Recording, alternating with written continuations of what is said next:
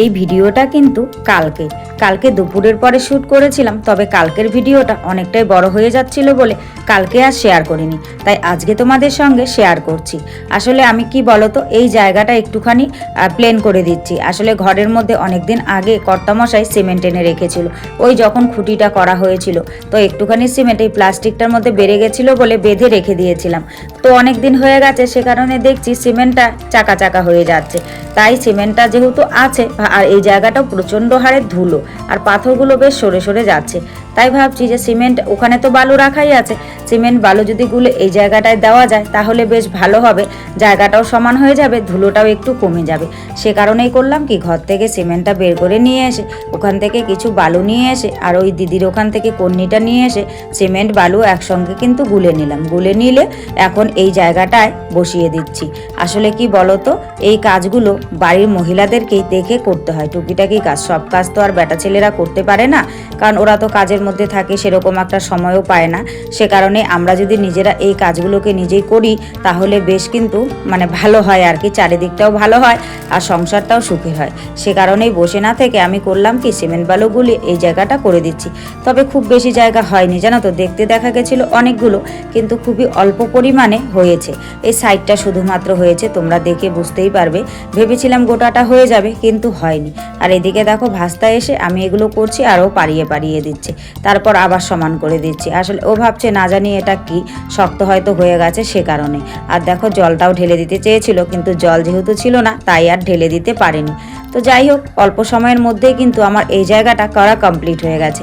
আর এইদিকে ভাস্তা গিয়ে দেখো ক্যামেরাটা ঘুরিয়ে দিয়ে কেমন নাচছে, কি বলবো, ও ভাবছে না জানি, ওকে দেখা যাচ্ছে তো, নাচলে হয়তো ভালো লাগবে, ও দেখছে আর নাচছে, তোমরা দেখে বুঝতেই পারছো। এটা কিন্তু পরের দিন সকালের ভিডিও। প্রতিদিনের মতোই সকাল সকাল ঘুম থেকে উঠে কিন্তু কাজে লেগে পড়েছি। আর ওই যে দেখেছো কাল যে পাকাটা করেছিলাম কতটুকু পরিমাণে হয়েছে, দেখতে অনেকটা দেখা গেল, খুবই কিন্তু অল্প পরিমাণে হয়েছে। আর এখানে ঢাকনাগুলো রেখেছিলাম, ওই ভাস্তা খেলে ওভাবেই রেখে দিয়েছে। আসলে আমি ওখানে দাঁড় করিয়ে রেখেছিলাম, শুকিয়ে গেলে রঙগুলো পড়ে যাবে বলে। তো যাই হোক, সারাদিন ধরে এই ভিডিওর মাধ্যমে তোমাদের সঙ্গে অনেক গল্প হবে, কথা হবে। তো চলো আগে নিজের পরিচয়টা দিয়ে নিই। শুভ সকাল আমার প্রিয় বন্ধুরা, সকলে কেমন আছো? আশা করছি যে যেখান থেকে আমার এই ভিডিওটি দেখছো সকলে ভালো আছো, সুস্থ আছো। আর আমরাও খুব ভালো আছি। অরুণাচল প্রদেশের এই ছোট্ট পাহাড়ি গ্রাম থেকে আমি মামনি সংসারের আরও একটি নতুন ব্লগে তোমাদের সবাইকে স্বাগত জানিয়ে, তোমাদের সবাইকে সাথে নিয়ে আজকের ব্লগটি শুরু করে দিয়েছি। আমি আশা করছি আজকের ব্লগটিও তোমাদের খুব ভালো লাগবে, তাই সম্পূর্ণ ব্লগটি জুড়ে আমার সাথে থাকার অনুরোধ রইল। আজ হলো শনিবারের সকাল, আর ঘড়ির কাঁটায় বেজেছে সকাল 5:30। আর 5:30 থেকেই আমি তোমাদের সবাইকে সাথে নিয়ে আজকের ব্লগটি শুরু করে দিয়েছি। যারা নতুন এসেছো, আমার ভিডিওটি যদি ভালো লাগে প্লিজ একটি লাইক করে চ্যানেলটি সাবস্ক্রাইব করে আমার পাশে থেকো। আর যারা আগের থেকেই আমার পাশে আছো তাদেরকে আমার অসংখ্য ধন্যবাদ, আর আমার মন থেকে অনেক অনেক অনেক ভালোবাসা। তো বন্ধুরা, ওই যে দেখো বাক্সটা রাখা আছে, ওখানে দুটো কালো কালো দেখা যাচ্ছে। আসলে কি বলতো, ও দুটো কিন্তু ইঁদুর মরা। ওই একটা কাল কোথা থেকে বড় বিড়াল এসেছে, সেই বিড়ালটা ওই সাইড থেকে দুটো ইঁদুর ধরে মেরে ওখানে রেখে গেছে। তো ঝাড়ু দিতে গিয়ে আমি দেখেছি, এর আগে আমার চোখে পড়েনি। যখন আমি ওই জায়গাটা ঝাড়ু দিচ্ছিলাম তখন দেখলাম যে ওখানে পড়ে আছে। তবে এখন তো আর ফেলতে পারবো না, ওই স্নানের সময় ফেলতে হবে, সে কারণে ওটা ওভাবেই আছে, ওই দিকটায় আর ঝাড়ুও দিলাম না। তারপর দেখো আমি উঠোনটাকে ঝাড়ু দিয়ে নিচ্ছি। আর ওই দিকে দেখো ওই যে ঘাসগুলো রেখেছিলাম, ঘাসগুলো কিন্তু বেশ প্রায় শুকিয়ে গেছে। একটুখানি মেলে দিয়ে রেখেছিলাম, তো সে কারণে শুকনোটা খুব তাড়াতাড়ি শুকিয়ে গেছে। তো দেখি আজকে যদি সময় পাই তাহলে ওই জঙ্গলগুলোতে আগুন ধরিয়ে দেবো, আর না হলে আর 2 দিন যাক, তারপর সময় বুঝে ধরাতে হবে। কারণ কি বলতো, যখন তখন যেভাবে সেভাবে তো আগুন ধরানো যাবে না, সে কারণেই তো যদি সময় পাই। আর আজকে তো শনিবার, শনি রবিবারে এমনিতেও কাজের চাপ বেশি থাকে, সে কারণেই ভাবছি সময় পেলে তবেই ধরাবো।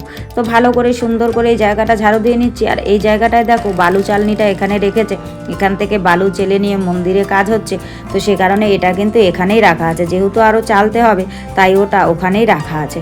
তো উঠোন ঝাড়ু দেওয়া কমপ্লিট করে আমি কিন্তু ব্রাশ করছিলাম। আর পাশের বাড়ির দিদি আমার সঙ্গে কথা বলছিল, আমি আমার ঘরের সামনে দাঁড়িয়ে ব্রাশ করছিলাম।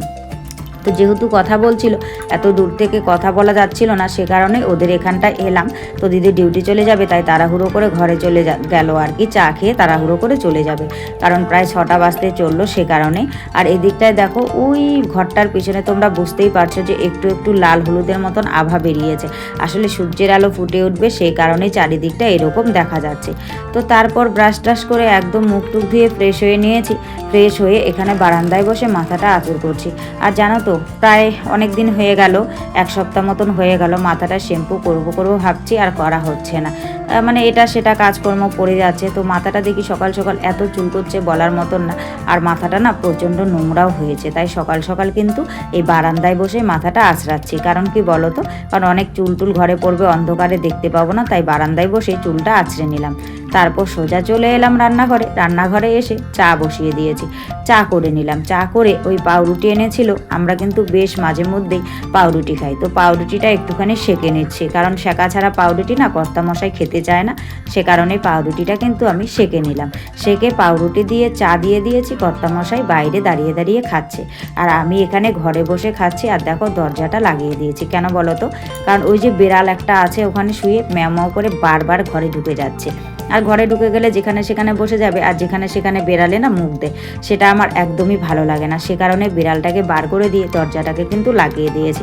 তোমরা হয়তো দেখে ভাবছো যে কি ব্যাপার, দিন দুপুরে চা খাচ্ছে কর্তামশাই, বাইরে আবার দরজা লাগিয়ে দিয়েছে। আসলে কারণটা হলো সেটাই, বিড়ালটাকে বাইরে বের করে দিয়ে দরজা লাগিয়ে দিয়েছি, যখন খাবার দেবো তখন খাবার দেবো, জায়গাটা মুছে নেব, আর যেখানে সেখানে মুখ দিলে না একদমই ভালো লাগে না। আর তাছাড়া বিড়ালের গা থেকে কিন্তু প্রচুর লোম বের হয়, সে কারণেই বাইরে বের করে দিলাম। তো চা খাওয়া কমপ্লিট করে সঙ্গে সঙ্গে কিন্তু আগে ভাত বসিয়ে দিয়েছি, কারণ আজ তো শনিবার, সকাল সকাল রান্না করতে হবে, মেনটেনেন্স ডে, কারেন্ট চলে যাবে, সে কারণেই আগে কোনো কিছু কাজ না করে আগে রান্নার কাজটাই সেরে নিচ্ছি। কি রান্না করব তেমন কিছু নেই, তবে ঘরে ড্রাই ফিশ ছিল, তাই ভাবছি ড্রাই ফিশ দিয়ে আলু আর বেগুন আছে, একটুখানি সবজি বানিয়ে নিই। ভাত নামানোর পর কয়েকটা ড্রাই ফিশ কেটে গরম জল দিয়ে ধুয়ে নিয়ে কিন্তু ভেজে তুলে রেখে দিলাম। তারপর আলু বেগুন টমেটো যে কেটে রেখেছিলাম সেগুলোকে আগে মশলাটাকে কষিয়ে নিলাম। মশলা বলতে রসুন পেঁয়াজ, আর তেমন কিছু দিইনি, রসুন পেঁয়াজ লঙ্কা এগুলোকে তেলের মধ্যে একটু কষিয়ে নিয়ে তারপর সবজিটা দিয়ে দিয়েছি। এখন সবজিটা ঢেকে ঢেকে সুন্দর করে ভাজাভুজি করে সামান্য পরিমাণ জল দিয়ে দেব, তারপর নামানোর আগে ধনেপাতা দিয়ে নামিয়ে নেব। আর খুব বেশি ঝোল করব না, এটা মাখামাখাই করব। ড্রাই ফিশের সবজি না খুব বেশি ঝোল করলে ভালো লাগে না, বেশ মাখামাখাই ভালো লাগে। তো আমার সবজিটা হয়ে গেছে, ধনেপাতা ছড়িয়ে এখন কিন্তু নামিয়ে নিচ্ছি। একটুখানি খুরিয়া শাক এনেছিল কর্তামশাই, তো শাকের পরিমাণটা একদমই অল্প, তাই একটুখানি বেগুন কেটে দিয়েছি, আর বেগুনগুলো ভেজে রেখে দিয়ে ফোড়নে দিয়ে দিয়েছি কাঁচা লঙ্কা আর কালো জিরে, যেহেতু বেগুন দিয়ে করব, করে শাকটা করে নিলাম। তারপর ওই কাঁথা কম্বলগুলো মেলতে হবে, সে কারণেই কাঁথা কম্বলগুলো মেলতে চলে এলাম বাইরে। আর রান্নাবান্না কমপ্লিট হতে হতেই কিন্তু এরই মাঝখানে মেয়েকে খাইয়ে দিয়ে রেডি করিয়ে স্কুলে পাঠিয়ে দিয়েছি। পাঠিয়ে টাঠিয়ে দিয়ে তারপর দেখো আমি এই বিছানা ওঠানোর আগে এই কম্বল দুটোকে রোদ্দুরে মেলে দিচ্ছি। রোদ্দুরে মেলে দিলে বেশ গন্ধটা চলে যায়। তো রোদ্দুরে মেলে দিয়ে আবারও সোজা চলে এলাম ঘরে, কারণ এখন তো বিছানাটাকে গোছাতে হবে, বিছানাটাকে তো এইভাবে ফেলে রাখতে পারবো না, সে কারণেই কিন্তু বিছানাটা গোছাতে চলে এলাম। আর এই যে ম্যাট্রেসটা দেখতে পাচ্ছ, চাদরটা তুলে নিয়েছি। তোমরা হয়তো ভাবছো চাদরটা কেচে দেবো, না, আগে মশারিটাকে তুলে নেব, তুলে নিয়ে তারপর ম্যাট্রেসটাকে ঘুরে পাতবো, কারণ ম্যাট্রেসটা না ওইদিকে শুতে শুতে এই দিকটা একটু নিচু হয়ে গেছে, আর কালকে দেখি শুতে গিয়ে বেশ শরীর ব্যথা হয়ে গেছে, তাই ভাবছি যে ম্যাট্রেসটাকে একটুখানি ঘুরিয়ে দেব, ঘুরিয়ে দিলে বেশ ভালো হবে, তাহলে ওই জায়গাটা ওই দিকটায় চলে যাবে। তাই ম্যাট্রেসটাকে ঘুরিয়ে দিলাম, ঘুরিয়ে দিয়ে আবার কিন্তু চাদরটাকে পেতে দিলাম। ভেবেছিলাম চাদরটা আজকে কাচবো, কিন্তু শুকোতে দেওয়ার জায়গা নেই বলে আজকে আর কাচবো না, দেখি আগামীকাল সম্ভবত কাচতে পারি। তো যাই হোক, বিছানাটা গুছিয়ে জানালাটাকে খুলে দিলাম, আর জানালাটাকে খুলে দিলে না ঘরের মধ্যে খুব সুন্দর রোদ্দুর পড়ে, বেশ বিছানাটা গরম হয়ে যায়। তারপর ওই যে শনিবার কাচাকুচি তো থাকবে, শনি রবিবার মানেই আমার কাচাকুচির ঝড় থাকবে। তারপর দেখো এই মেয়ের স্কুল ড্রেসগুলো সব কেচে দিলাম, ওই বিকালের ড্রেসটা আর শার্টটা আর প্যান্টটা, আর আজকের স্যাটারডে তো ড্রেস একদম আলাদা, ওটা পরে গেছে, ওটা আগামীকাল কাচতে হবে, কারণ আসার পরে বিকেলে আর কাচা ধোয়া করা যাবে না, তখন আর রোদ্দুর থাকে না, মোটামুটি 2টোর পর থেকে আর তেমন রোদ্দুরের চোখ থাকে না।